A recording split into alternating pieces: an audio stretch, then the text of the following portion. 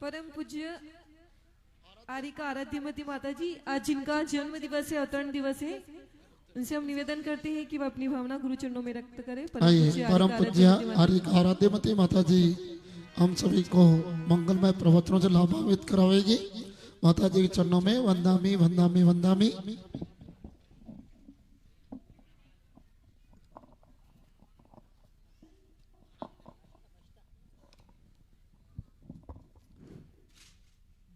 सभी अपने हाथ जोड़ लें।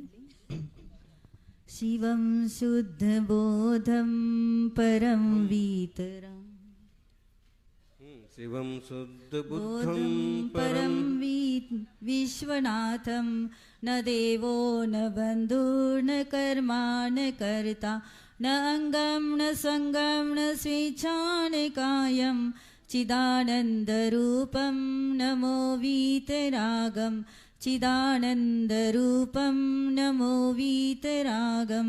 जलो आदिनाथ भगवान की, जलो चिंतामणि पार्श्वनाथ भगवान की, जलो महावीर भगवान की, जलो परम पूज्य आचार्य तपस आदि सागर जी महाराज की, जलो परम पूज्य आचार्य महावीर कीर्ति जी महाराज की, जिनका आज दीक्षा दिवस है, जिनका आज समाधि दिवस है, तपस्वी सम्राट सन्मति सागर जी गुरुदेव की। भव सागर में भटक रहे थे, गुरुवर ने सन मार्ग दिया, कुंभकार के सदृश हमको साधक का आकार दिया, समय सार का सार बताकर शिष्यों का उद्धार किया। नमस्कार सुनील गुरु को, जिन्होंने यह उपकार किया, जिन्होंने यह उपकार किया। जो परम पूज्य चतुर्थ भट्टाधीश आचार्य सुनील सागर जी गुरुदेव की।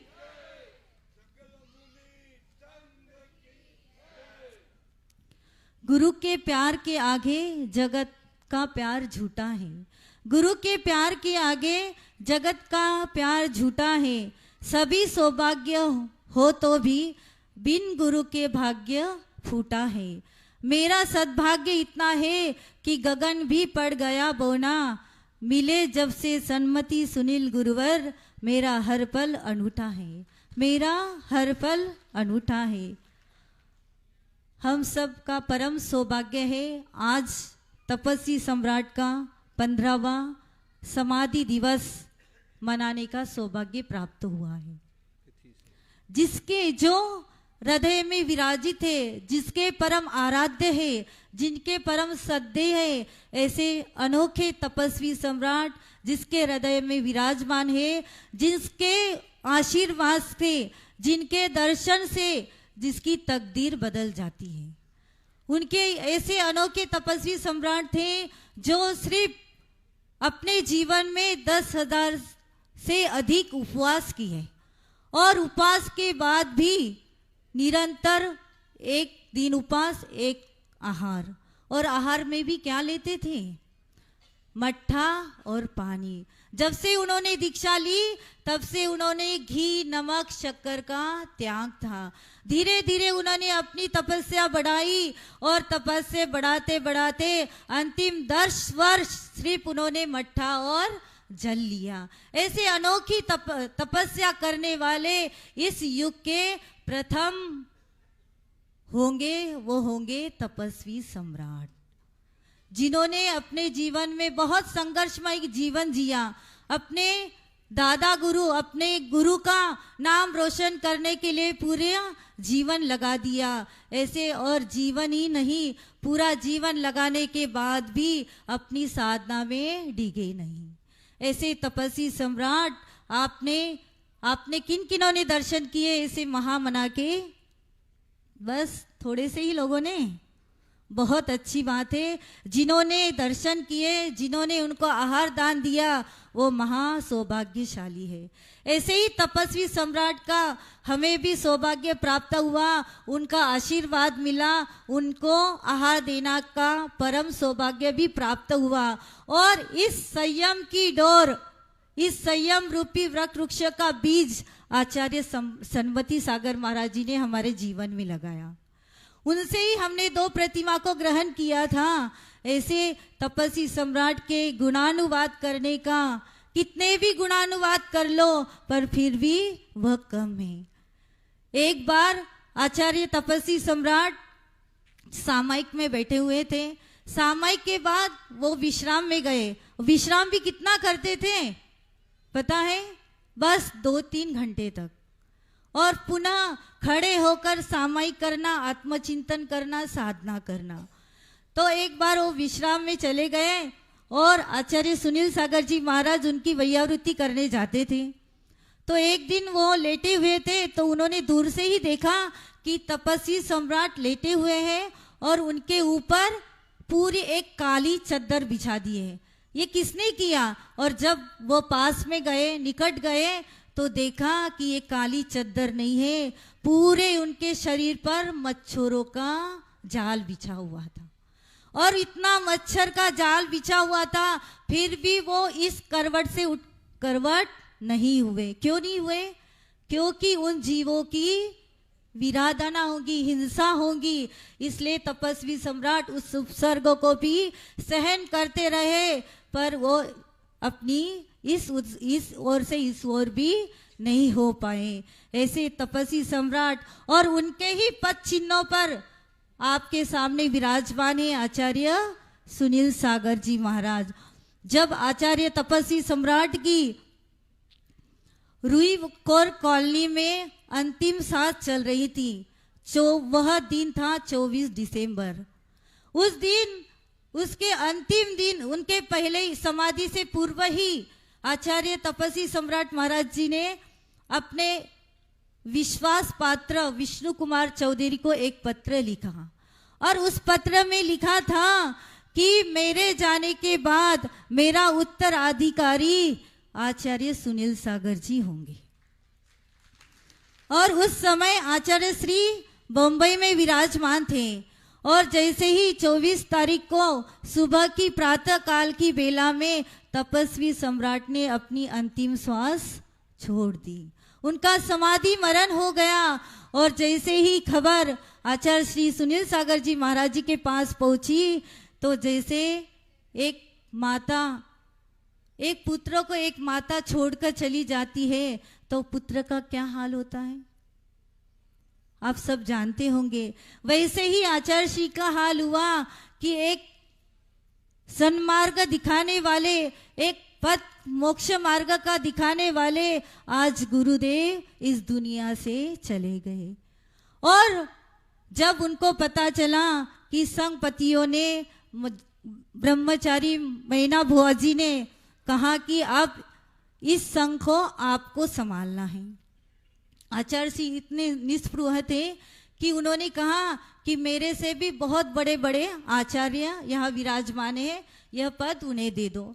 आचार्य जी सबसे छोटे शिष्य थे तपस्वी सम्राट के, पर फिर भी तपस्वी सम्राट ने ऐसे अनोखे हीरो को चुना और इस सिंहासन पर आचार्य सुनील सागर जी को बैठा कर गए।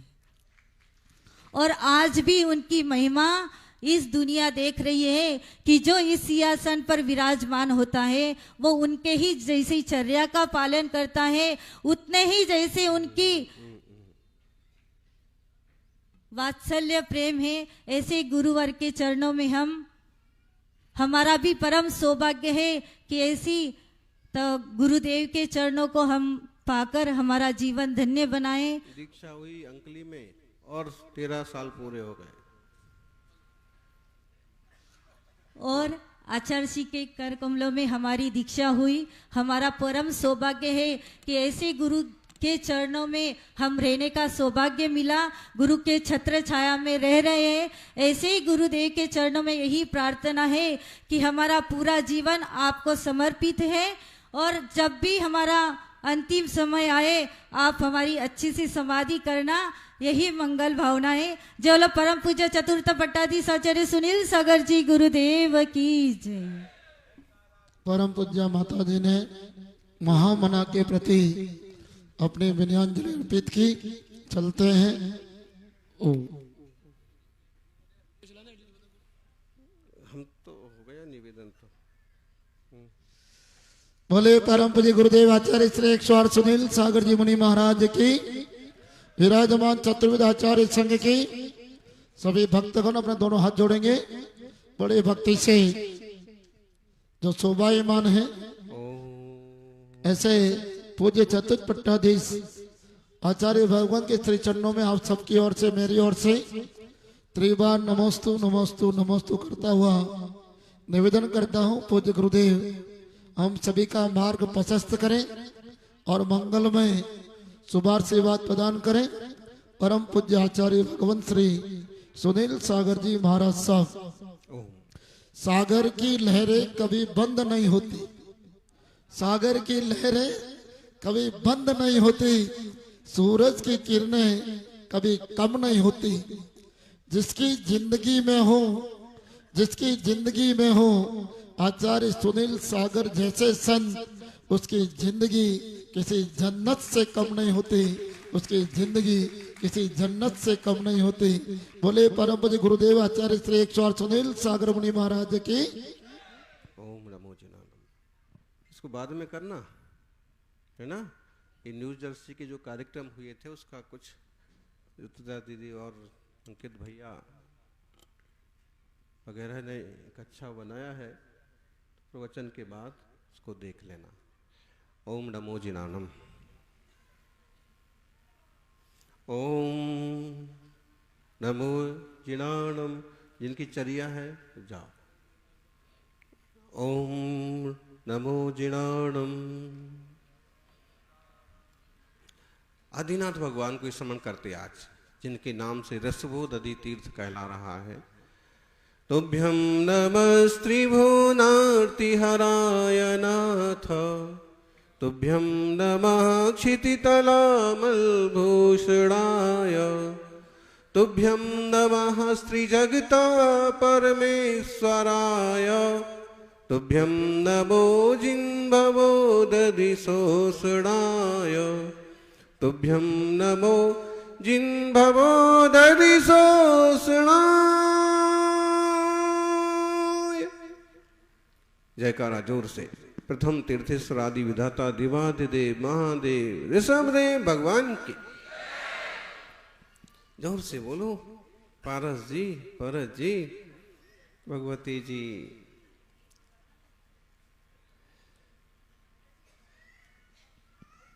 अष्टम तीर्थेश्वर चंद्र प्रभु भगवान की। और जोर से। अब इतने सबके नाम तो नहीं ले सकते, जय तो सबको बोलना चाहिए।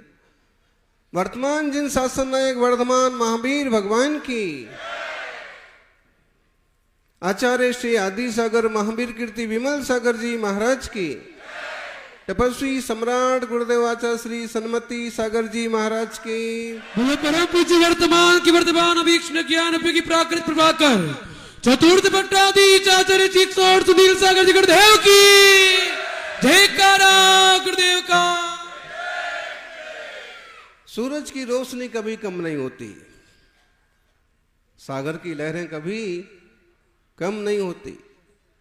जिनके जीवन पर छत्र छाया होती है सन्मति सागर जैसे गुरुदेव की, उनकी किस्मत भी कभी कम नहीं होती। जैसा पंडित जी ने बताया, आज गुरुवर सन्मति सागर जी का तिथि के हिसाब से हम समाधि दिवस मना रहे हैं, लेकिन इस सागर के तट पर पहली बार ऐसा अद्भुत अवसर आया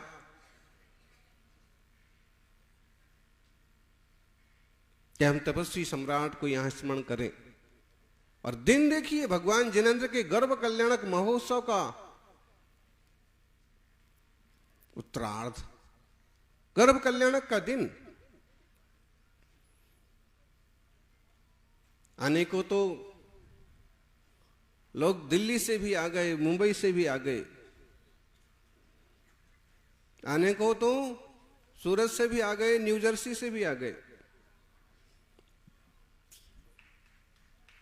जब यहां धरती पर इतने दूर दूर के लोग इकट्ठे होते हैं इस कलयुग में भी, तो सदयुग में स्वर्ग के देवता भी जरूर आते होंगे।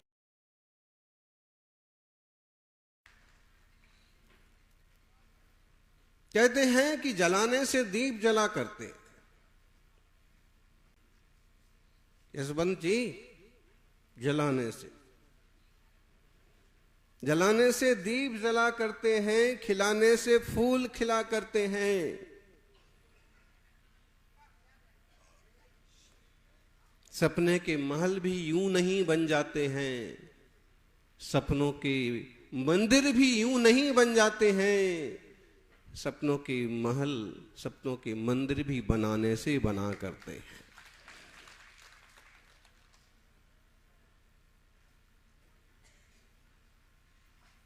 कभी पत्थर के बनते हुए मंदिरों को देखते थे तो मन में एक बात आती थी कि ऐसे जिनालय होना चाहिए, दिगंबर जैन मंदिर होना चाहिए। पिछले बार 2019 में जब यहां आना हुआ था तब भी नौखंड पार्श्वनाथ की तरफ गए थे और तब एक विकल्प आया था कि ऐसा विशाल प्रभु वीतरागी निर्गुण था, दिगंबर जैन समाज का भी, तीर्थंकरों का भी होना चाहिए। और उस सपने को साकार किया भावनगर की समाज ने, कुमार भाई ने और सहयोगियों ने। जलाने से दीप जलते हैं, कोई दीपक ऐसे नहीं जल जाता। हर व्यक्ति को दीपक राग नहीं आता है कि गाएगा और दीपक जल जाएगा। आजकल दिल जलाने वाले बहुत मिलते हैं, दीपक जलाने वाले बहुत मुश्किल हो गए। आप संकट और परेशानी में हैं तो आपका मजाक बनाने वाले बहुत मिल जाएंगे, लेकिन सांत्वना देने वाले, सर पर हाथ रखने वाले, हाथ पकड़ के चलने वाले लोग गिनती के मिलते हैं। जलाएंगे तो दीप जलेंगे, लाइट होगी, प्रकाश होगा। खिलाने से फूल खिला करते हैं, खिलाते हैं तो फूल खिलते हैं। फूलों को भी सेवा चाहिए, उनको भी खिलाना पड़ता है। और सपने के मंदिर का हो, सपने के महल का हो।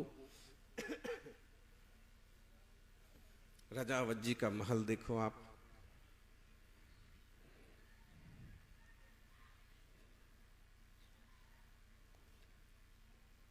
कुमार भाई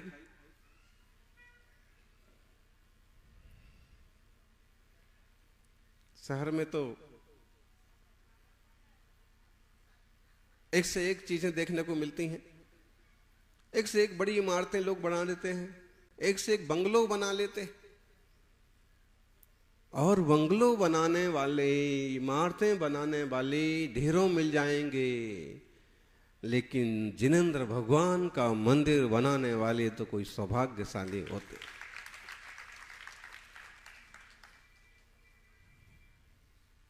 सपनों के महल, सपना था कि ऐसा मंदिर हो। श्रावकों का सपना होता कि ऐसा महल हो, ऐसा घर हो, उसमें स्विमिंग पूल हो, उसमें खेलने का मैदान हो, उसमें। और अशोक पाटनी जी ने तो अपने घर में हेलीकॉप्टर उतारने का भी, रखने का अपना है तो बना रखा है। श्रावक है, श्रावक का जीवन वैभवशाली हो और वैभव के साथ साथ देव शास्त्र गुरु के प्रति पूरा समर्पण हो।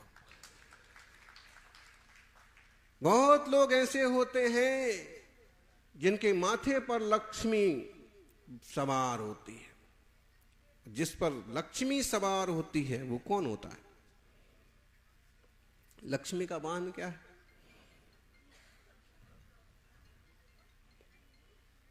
बोलो ज्ञानी, लक्ष्मी का वाहन क्या है? जिस पर लक्ष्मी सवार होती है वो, बोल लो, अब कोई बात नहीं, हम नहीं बोले।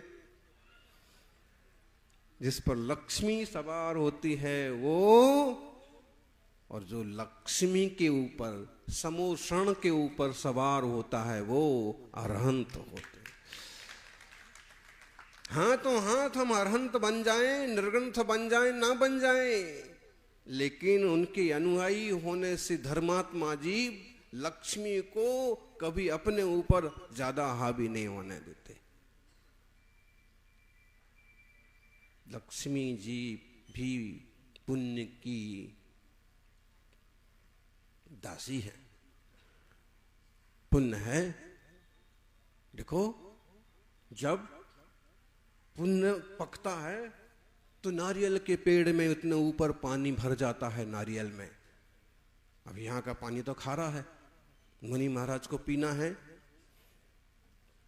कुएं का पानी, तो अब तो या तो कुएं का या फिर वही पानी उतने ऊपर जाकर के नारियल में आ गया और मीठा हो गया। कैसे आ गया? इसको उपमा दी है कि जब पुण्य पकता है तो नारियल में भी मीठा पानी आ जाता है। कहां से आता है? यदा लक्ष्मी समय आती नारी केल फलांबुवत।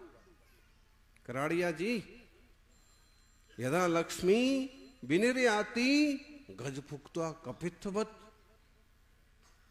जब लक्ष्मी आती है तो ऐसे आ जाती है कि बिल्कुल जैसे नारियल में पानी, इतना पानी आ गया हो पता ही नहीं पड़ा। लेकिन जब जाती है तो कोई भी ऐसा कारण बन जाता है कि पता ही नहीं पड़ता है और नारियल कपित्थ कैथा कवीट उसके भीतर का गूदा गायब हो जाता है जब हाथी खाता है ना। ऐसी कहावत है, प्रैक्टिकल करके देखना। कोई हाथी तो है यहाँ पर, वो कवीट अगर मिले ना, कैथा क्या बोलते हैं, बेल बेल जैसा फल होता है एक, उसकी चटनी बढ़िया बनती, खट्टा मीठा टाइप्स। वो हाथी खाता है ना तो बोले उसका गूदा तो पच जाता है और खोल वैसा का वैसा बिना फूटे बाहर निकल जाता है। इतनी बड़ी पेट की यात्रा करने के बाद वैसा का वैसा। बोली जब लक्ष्मी जाती है तो अंदाजा भी नहीं पड़ता है कि क्या हुआ। इसलिए लक्ष्मी के पीछे पड़ने की बजाय जो लक्ष्मी का मूल कारण है पुण्य, देव शास्त्र गुरु की सेवा, परिणाम की विशुद्धि, उसकी तरफ ध्यान देंगे तो लक्ष्मी को वापस आना पड़ेगा। समृद्धियां वापस आती हैं। गुरुवर विषयांतर हो रहा है थोड़ा सा, लेकिन गुरुवर एक कहानी सुनाते थे।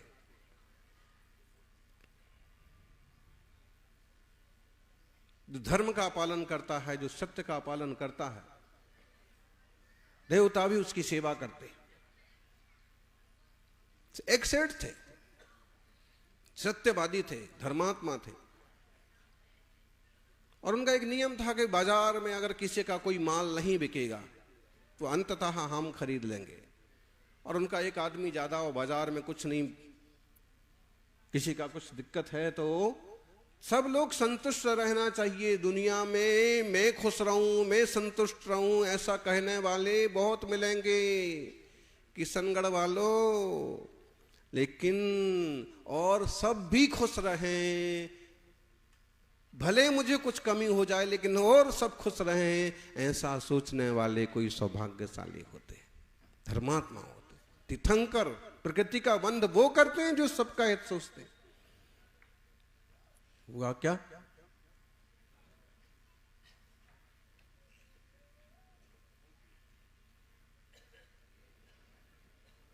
एक दिन मुनीम जी गए और बाजार में एक व्यक्ति बैठा था और शनि की मूर्ति उसके पास थी। सबका सब कुछ तो बिक गया लेकिन उसकी मूर्ति। मुनीम ने कहा कि भाई क्यों निराश बैठे? उसने कहा ये मूर्ति है। मुनीम ने कहा कि क्या है, क्या से? मुनीम घबरा गया, अरे शनि की मूर्ति, शनि की मूर्ति कौन घर में लेके जाए? लेकिन सेठ जी को कहा तो सेठ जी ने कहा कि भाई हमारा संकल्प है किसी को तकलीफ नहीं होना चाहिए, सबका माल ना बिके अंततः, तो वो जो कहता है उसको। शनि की मूर्ति आते ही उथल पुथल चालू हो गई। शनि, ध्यान रखिए, कुंडली में शनि, दिमाग में मनी और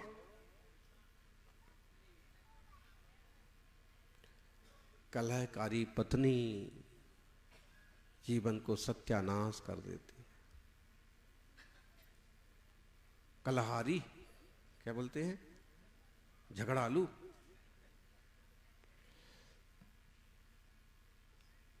रात को सेठ जी विश्राम कर रहे थे कि अचानक से एक देवता प्रकट हुआ और उसने कहा कि मैं जा रहा हूं। सेठ जी ने कहा भाई तुम हो कौन? उसने कहा कि मैं धन हूं। सेठ जी ने कहा कि क्यों जाते हो? इतना बढ़िया मैं दान धर्म सब कुछ करता हूं। उसने कहा ना, जिस घर में शनि है उस घर में मैं, भाई तेरी इच्छा, लेकिन मैंने तो अपने वचन का, अपना धर्म निभाया कि मुझे किसी का नुकसान नहीं होना चाहिए और मेरे सत्य वचन का पालन होना चाहिए। थोड़ी देर में एक देवता और प्रकट हुआ। भाई तुम कौन हो? उसने कहा मैं यश हूं। जब रुपया पैसा चला जाता है ना तो यश ख्याति भी कम हो जाती है, इसलिए हम भी जा रहे हैं। तुम भी जाओ, ठीक है। इतने में एक देवी जी आई, मैं भी जा रही हूं। नाम क्या है तुम्हारा? लक्ष्मी श्री धृति कीर्ति। अरे तीर्थंकरों की मां की सेवा में, पुण्य के प्रताप से देवियां भी सेवा में हाजिर हो जाती हैं। हम कीर्ति हैं, आपकी कीर्ति भी खत्म हो गई, ठीक है भाई। लक्ष्मी है। उन्होंने कहा कि जिनको जाना है जाओ, लेकिन अपना धर्म तो। इतने में एक शुभ्र श्वेत वसन वस्त्र देवता प्रकट हुआ। उसने कहा कि हम भी जाएंगे। भाई आप कौन है? हम धर्म हैं, सत्य हैं। उन्होंने कहा कि आप कैसे जा सकते हैं? आपके लिए, धर्म के लिए, सत्य के लिए तो हमने सबको जाने दिया। सबकी शिकायत थी कि शनि आया है तो हम सब जाएंगे, लेकिन वो शनि क्यों आया है? हम अपने वाक्य पर, वचन पर, धर्म पर अटल थे कि गलत काम नहीं करेंगे। इसलिए आप नहीं जा सकते। उन्होंने कहा कि बात तो तुम्हारी ठीक है, ठीक है, हम नहीं जाएंगे। और वो रुक गए। थोड़ी देर में देखा कि देवियां वापस आ रही हैं। उन्होंने कहा क्यों वापस आ रही? बोले कि जहां धर्म रहता है वहीं यश रहता है, कीर्ति रहती है, धन रहता है। सारे देवता वापस आ गए। तपस्वी सम्राट इस कहानी को बड़े अच्छे ढंग से सुनाते थे और उनका इसका मतलब ये था कि हे जीवो, जीवन में कभी धर्म ध्यान मत छोड़ो। अंकित भाई, भले न्यू जर्सी में चले जाओ, अपने पास तो पुरानी जर्सी भी नहीं है, लेकिन धर्म ध्यान कहीं भी मत छोड़ो।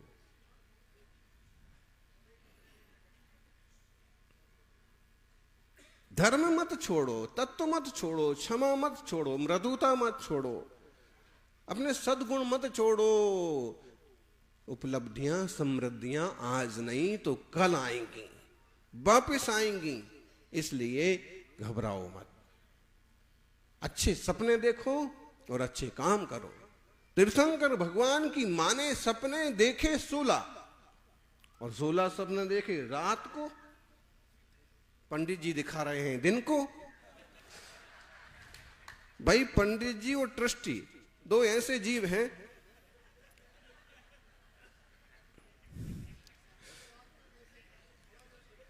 अच्छा फल दिन में बताया जाएगा।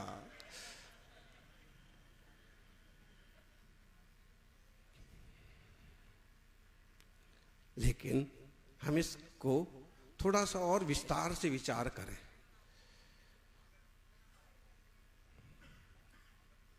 एक ही रात को 16 सपने देख लिए, संभव है, शास्त्र कह रहे हैं, श्रद्धान का विषय है। लेकिन ऐसा भी तो है कि मां बार बार ऐसा सोचती हो, जब कोई जीव गर्भ में नहीं आया है तब भी ऐसा सोचती हो, ऐसा प्रभावशाली पुत्र हो, सबका कल्याण करने वाला बेटा हो, सारी दुनिया को क्षण मार्ग पर लगाने वाला पुत्र हो, जिसके छत्र छाया में पूरी दुनिया फले फूले, जो धीर हो, वीर हो, गंभीर हो, सुंदर हो।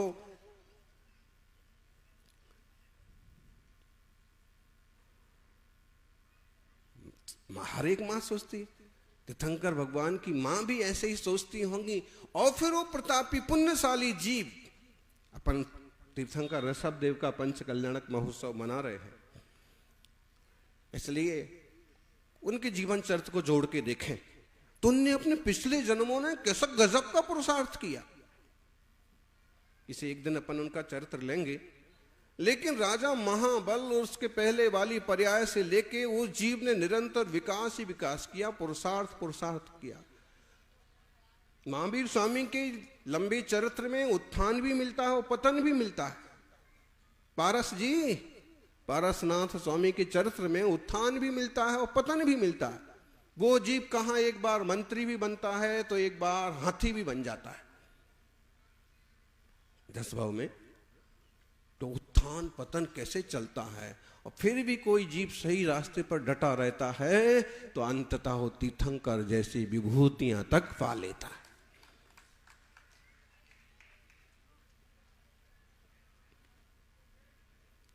आत्मार्थियों,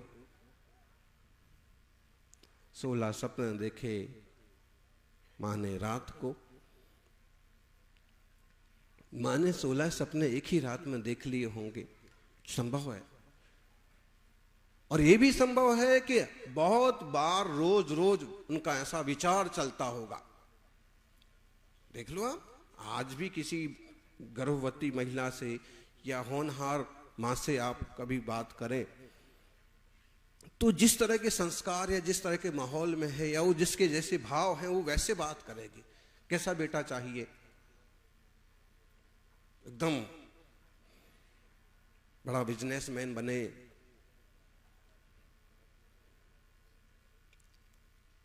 इंजीनियर बने, सीए बने।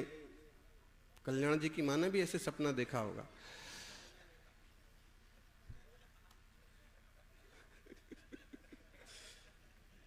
देखती हैं मानाएं, विचार करती हैं, और वो जैसे विचार करती हैं अक्सर कर संतान वैसे मार्ग पर चल पड़ती है। हो सकता है कुछ में ज्यादा कम हो, लेकिन मार्ग लगभग वो जीव पकड़ लेता है। क्योंकि पौधों में डाला गया पानी, अगर पौधे में डाला गया पानी रंगीन कर दिया जाए तो कुछ ऐसे पौधे होते हैं कि उनमें रंगीन फूल आने लगते। अगर पौधों में डाला गया पानी एक तरह से और कलम कर दिया जाए या और रसायन डाले जाए तो उसका रंग बदल जाता है, रूप बदल जाता है, स्वाद बदल जाता है, आकृति बदल जाती है।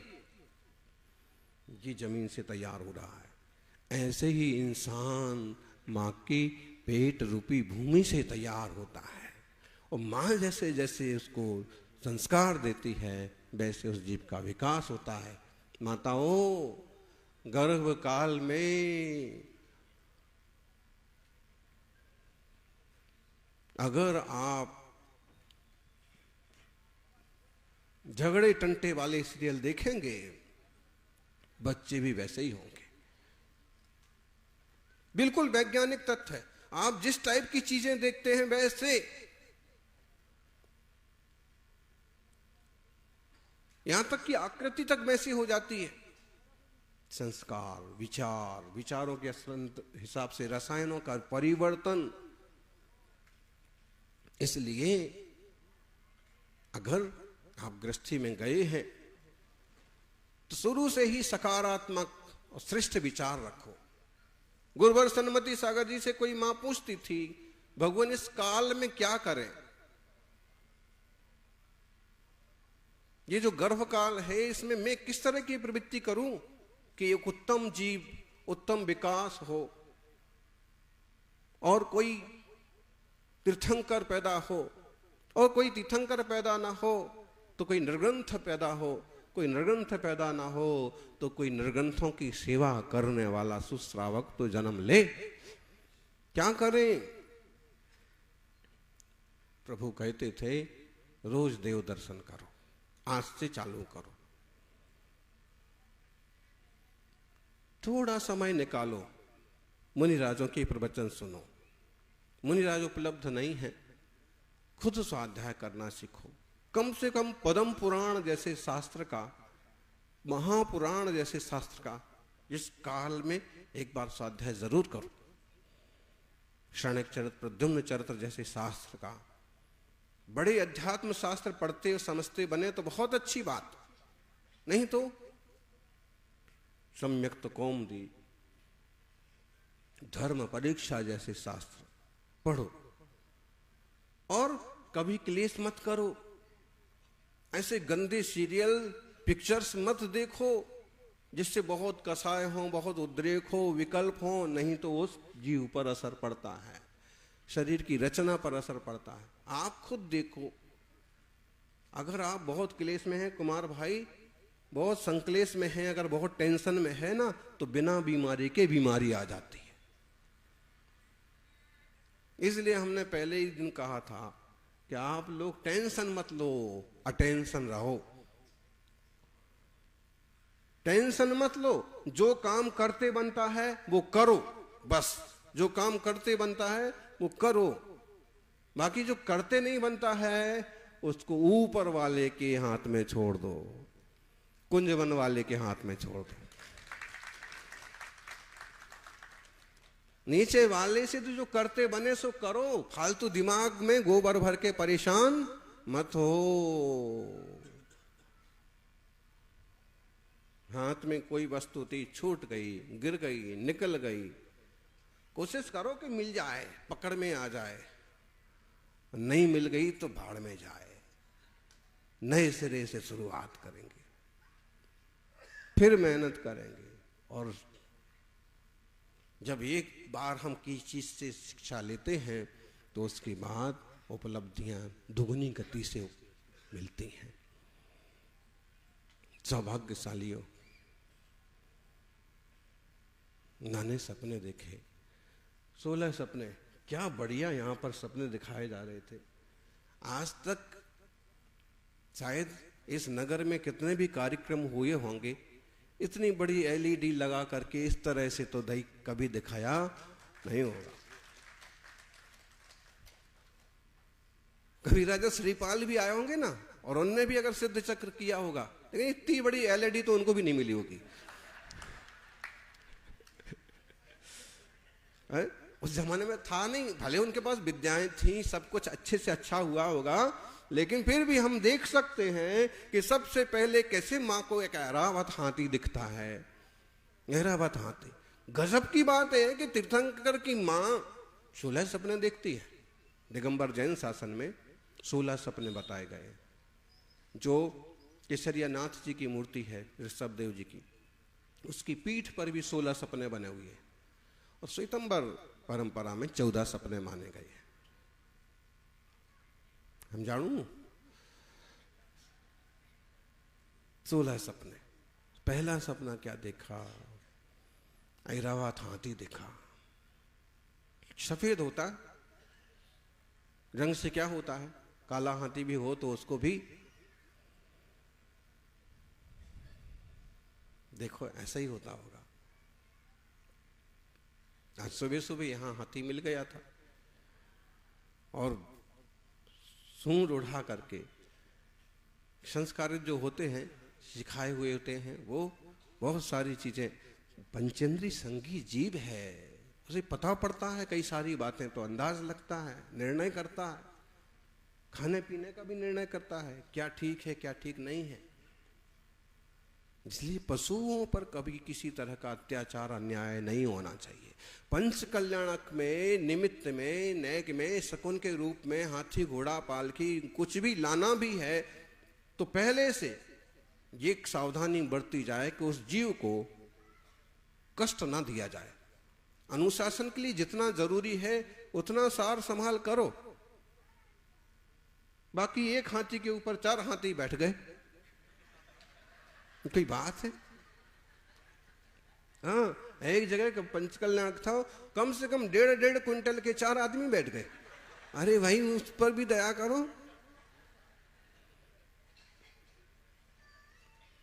हमने बोली ली है अरे बोली लिए तो उसकी जान लोगे क्या? बोली ली है तो दो जने बैठ जाओ, एक आध छोटा बच्चा हो, एक आध कल जैसे निमेश भाई बैठे थे व्यवस्थित, श्री जी गोद में थे, ऐसा। तो जो हमें कुछ चीजें हैं कि मंगल है, चाहिए, लेकिन फिर ये बात कम से कम आप उस दरमियान रखो जिस समय वो आपके आसपास है। उसके मालिक को भी कहो भैया अच्छे से दया से पालन करो। अच्छा, तो माने पूछा क्या ऐरावत हाथी का देखने का फल क्या होता है? प्रभु पिता ज्ञानी होते हैं, अवधि ज्ञानी होते हैं, निमित्त ज्ञानी होते हैं। कहीं कहीं ऐसा भी आता है कि राज ज्योतिषी आते हैं, पुरोहित बताते हैं, बताते हैं कि पहला सपने का फल हुआ आपका पुत्र त्रैलोक्य पूज्य होगा। हाथी लगभग सभी के द्वारा सब लोग उसका आदर करते हैं, कोई भी पत्थर मारे कोई भी नहीं, आदर करते हैं। कुछ खाने जैसी चीज हो तो खाने को देते हैं। और आप देखिए एक संस्कृति में तो गणपति जी का बिल्कुल हाथी जैसा रूप है और प्रथम पूज्य। जैन संस्कृति में भी एक पार्श्व यक्ष है और उनका पूरा रूप हाथी जैसा है। मतलब है कि यह प्राणी। दूसरा एक मिलता है कथानक पद्म पुराण में, तो लोकमंडन हाथी का किस्सा भरत उसे संबोधित करते हैं, करते कि नहीं? अब देखिए आप उसको उठा के, और वो त्रिलोक मंडन हाथी के लिए फिर वो अधिकारियों को रखते हैं कि इसकी सेवा शुश्रूषा करो, और खुद नमोकार मंत्र सुना करके उसका अंततः समाधि मरण करवाते हैं। तो मतलब हाँ, जिनको आहार को जाना है जाओ।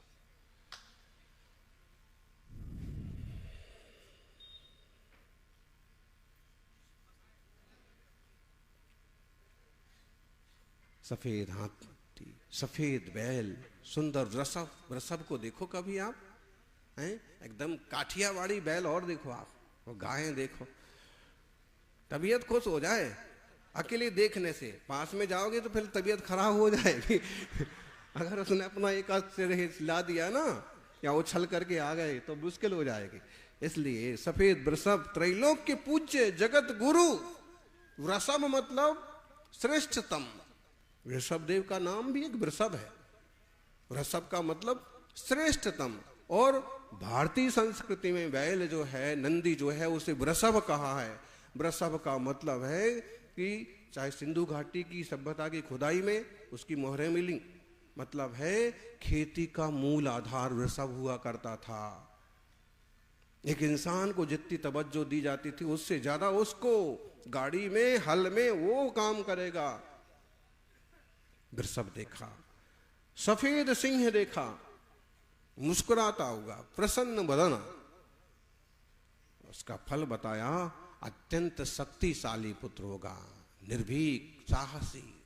ताकत वाले तो और भी हैं, लेकिन साहसी सब नहीं होते हैं। जो साहसी होते हैं वो ही तरक्की करते हैं।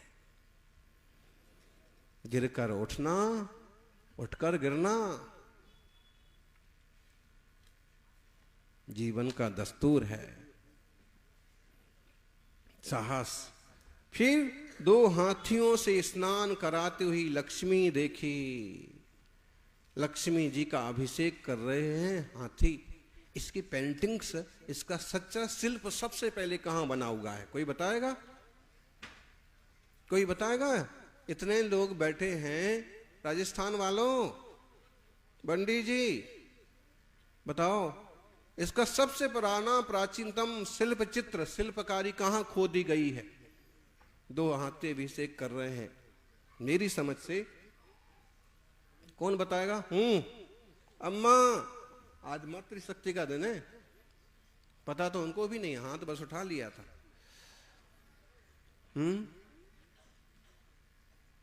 जो भी है, लेकिन हमने जो ध्यान दिया, जब श्रवण बेलगोल की सीढ़ी चढ़ते चढ़ते जाते हैं, जब बाहुबली के पास पहुंचने वाले होते हैं और एक मोड़ आता है, उस मोड़ पर ये पूरा द्वार पर खोदा हुआ शिल्प है।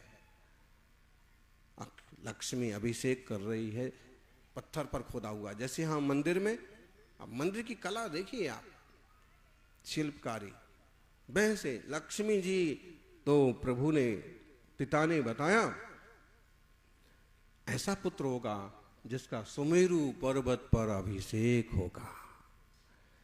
गुरुवर कहते थे जो रोज भगवान जिनेंद्र का अभिषेक करते हैं वे सौभाग्यशाली श्रावक इतना पुण्य अर्जन कर लेते हैं कि कभी उनका भी सुमेरु पर्वत पर अभिषेक होगा। और अगर तीर्थंकर पृथ्वी का आश्रय बंध ना हो तो उन्हें ऐसा अवसर तो मिलेगा कि सुमेरु पर्वत पर तीर्थंकर के अभिषेक में सम्मिलित हो सके। 2 पुष्प मालाएं देखी, पुष्प सुगंधित होते हैं, बगीचे में खिलते हैं। पुष्प मालाएं देखी, चावल पीले करके नहीं बनाई गई थी वो पुष्प मालाएं, असली फूल लगे थे। सपने में देखी, पीले चावल की माला बन जाएगी? नहीं बनेगी। तो असल फूलों की 2 मालाएं देखी। और वो पुष्प मालाएं पंडित जी के पास में क्यों आ गए? कानपुर में हड़ताल है।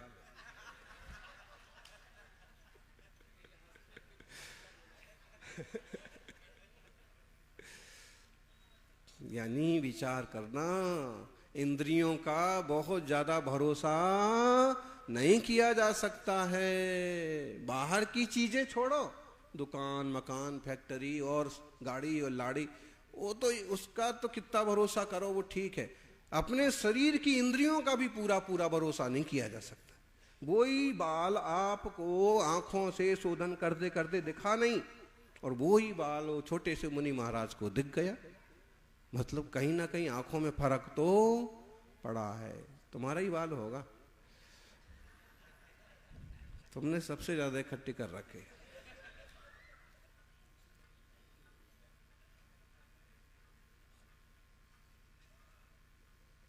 देखो चक्षु हमको कभी इतना सूक्ष्म दिख जाता था, अब चश्मा लगाना पड़ता।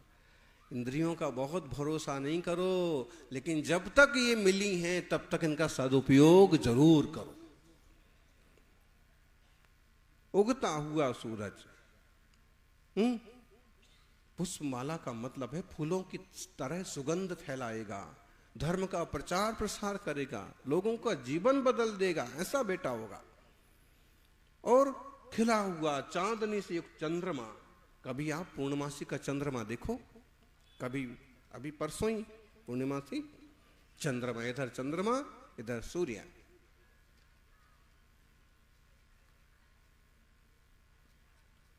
तो चंद्रमा से शीतल, अत्यंत शीतल स्वभाव वाला पुत्र होगा।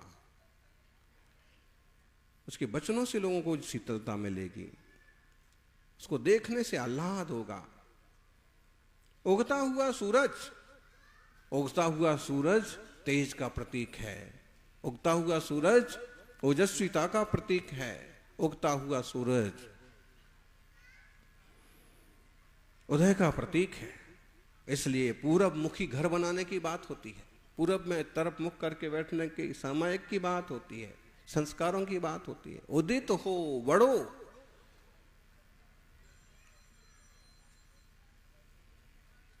आपका पुत्र तेजस्वी होगा, उसके दर्शन से भव्य जीवों का उदय होगा। कमल पत्र से ढके हुए सुंदर 2 कलश देखे जिन पर श्रीफल सजे हुए हैं। कलश का वर्णन कभी पढ़ना है तो आप मूक माटी में पढ़ो। आचार्य श्री विद्यासागर महाराज ने उसमें लिखा, कलश कैसे सजे हुए हैं। मिट्टी का कुंभ कलश है जिस पर मालाएं सजी हुई हैं, जिस पर हरा भरा नारियल सजा हुआ है।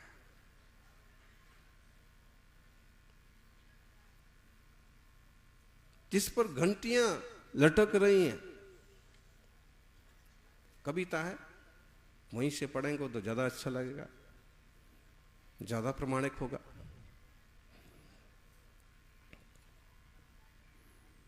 समझ में आ रहा है?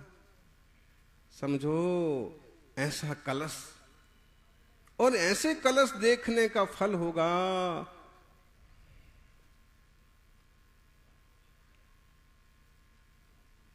निधियों का स्वामी। निधियां, 9 निधियां। निधियां मतलब रुपया, पैसा, सोना, चांदी, देखा जाए तो कागज कागज ही है। निधियां, सोना, चांदी, कीमती धातुएं, वस्तुएं, निधियों का स्वामी होगा। सरोवर में कीड़ा करती हुई 2 मछलियां देखी। मीन युगल के देखने से अत्यंत आनंद अनुपम गुणों से युक्त होगा। 2 मीन मछलियों को कभी देखो, देख कैसे किल्लोलें करती हैं, कैसे पास पास आती हैं, फिर कैसे मुड़ करके फिर वापस दूसरी तरफ से आ जाती हैं। मतलब एक खिला हुआ आनंदमय जीवन, इनका सहज खुला हुआ खिला हुआ आनंदमय जीवन होगा। और इन्हें जो देखेगा वो ऐसे ही हो, निश्चिंत हो जाएगा। दिव्य सरोवर, दिव्य सरोवर मतलब सरोवर में कमल खिलते हैं, तरह तरह के कमल खिलते हैं, सफेद कमल भी होते हैं। यहां तो हमने अभी यहां बिहार में दोनों तरफ बहुत पानी पानी भरा था, समुद्र का ज्वार भाटा आया होगा, और बहुत जगह फूल खिले हुए थे, कमल भी खिले हुए थे, जो तालाब टाइप के जो बने हुए थे।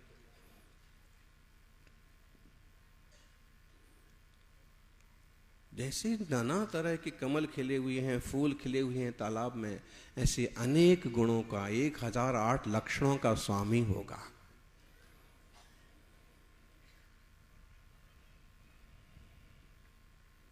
चंचल लहरों से लहराता हुआ समुद्र। अब समुद्र किसी को देखना हो तो यहां खड़े हो जाओ पंडित जी की टेबल पर, और वो समुद्र दिख रहा है हमको, यहां से दिख रहा है उसका जहाज।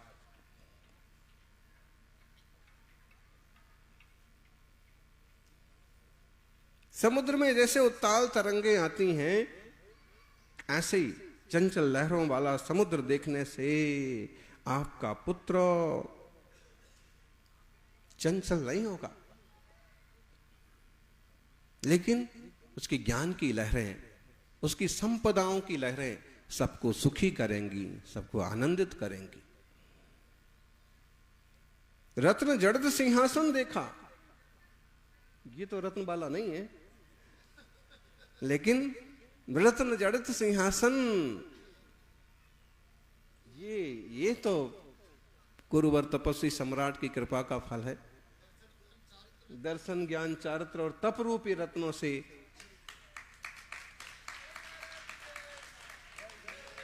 वैसे भी इसका इतिहास बहुत जबरदस्त है। ये चंदन का है और नेपाल की उराग्गी के द्वारा महावीर कीर्ति जी को भेंट किया गया 70 साल पहले।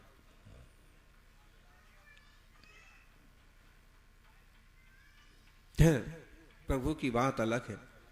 और वो रत्नों का सिंहासन, रत्नों से जड़ा हुआ सिंहासन, आज भी कुछ श्रावक जो होते हैं वो भगवान के विराजने का सिंहासन छोटे छोटे रत्नों से सजा लेते हैं। यहां हम श्री जी को विराजमान करेंगे, इस पर विराजमान करेंगे।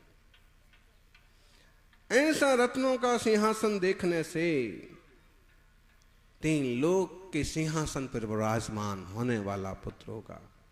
देव विमान, देवताओं के विमान दिखे सपने में।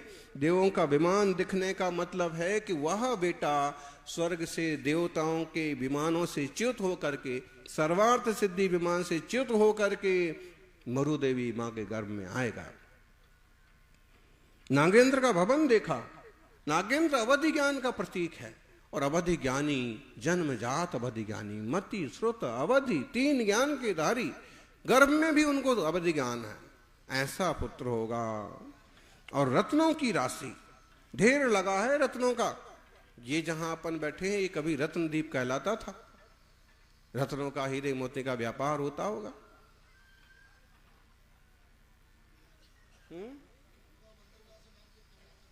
हाँ, और उसके बाद घोघर बंदरगाह, और आज घोघा रह गया। लेकिन अब जिनालय की महिमा से इसकी और गरिमा बढ़ेगी।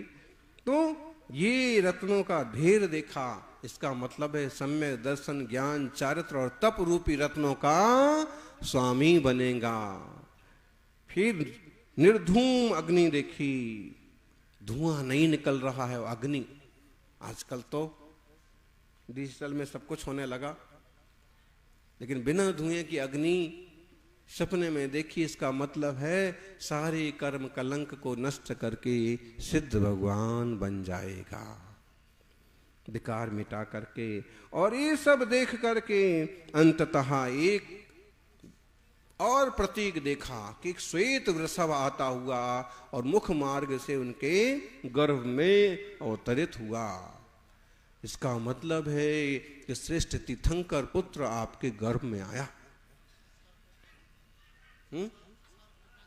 आषाढ़ कृष्णा द्वितीया, उत्तराषाढ़ा नक्षत्र और गर्भ कल्याणक महोत्सव 6 महीने पहले से चालू हो गया था। रत्नों की वृष्टि होना, नगरी की रचना होना, मतलब कोई भी दीन दुखी दरिद्र नहीं रह जाता।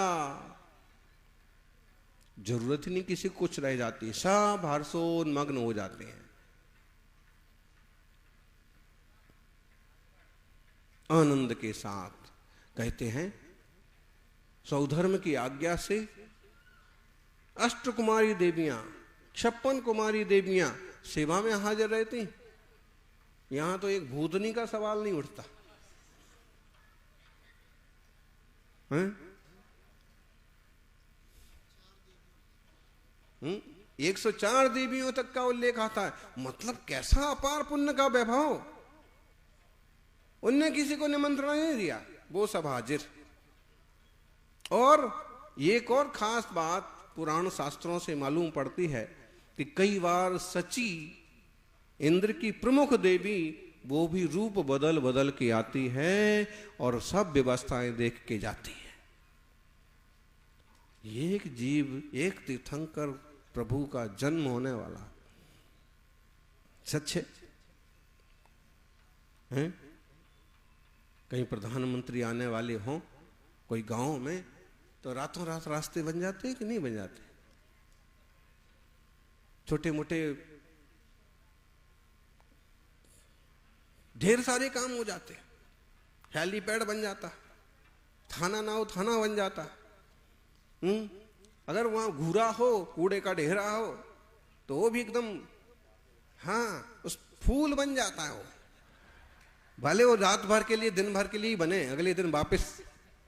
लेकिन तीर्थंकर जब आज के युग में राजाओं मंत्रियों का इतना प्रभाव है, तो 3 लोक के नाथ तीर्थंकर के आगमन पर पूरा देश दुनिया सुखी शांत समृद्ध हो जाती हो, इसमें कोई आश्चर्य की बात नहीं है।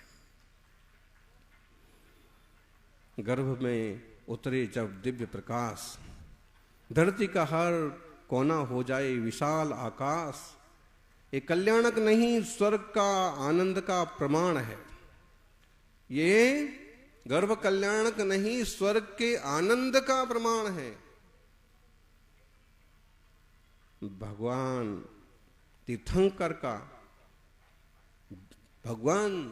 तीर्थंकर के जीवन का महोत्सव महान है।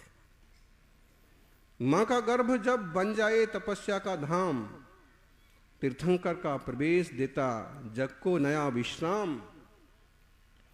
देवों का जय घोष, धरती का मधुर उजाला, गर्भ कल्याणक का दृश्य ही अद्भुत है, निराला। गर्भ में जब शुद्ध विचारों का दीप जलता है, शुरुआत अच्छी होना चाहिए। फर्स्ट इंप्रेशन, शुरुआत तो अच्छी होना चाहिए। गर्भ में जब शुद्ध विचारों का दीप जलता है, तब बचपन ही नहीं पूरा जीवन उजलता है। पूरा जीवन, खासकर मातृशक्ति को गर्भ काल में सावधानियां बरतने की जरूरत है। सुसंस्कार संतान को देने की जरूरत है।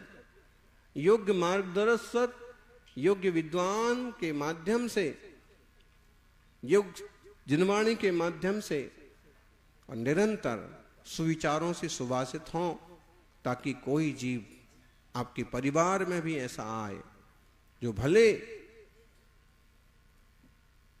भले बहुत बड़ा तपस्वी बने ना बने, लेकिन जैन धर्म की ध्वजा को लेकर के चलने के लायक तो जरूर बने।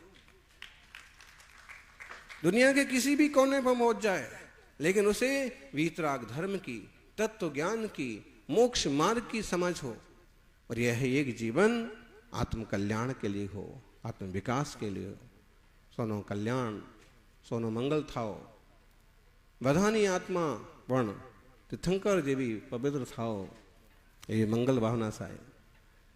जय बोलिए अहिंसामयी सनातन जैन धर्म की। बोलो परम पूज्य चतुर्थ पट्टाधीश आचार्य सुनील सागर जी गुरुदेव की।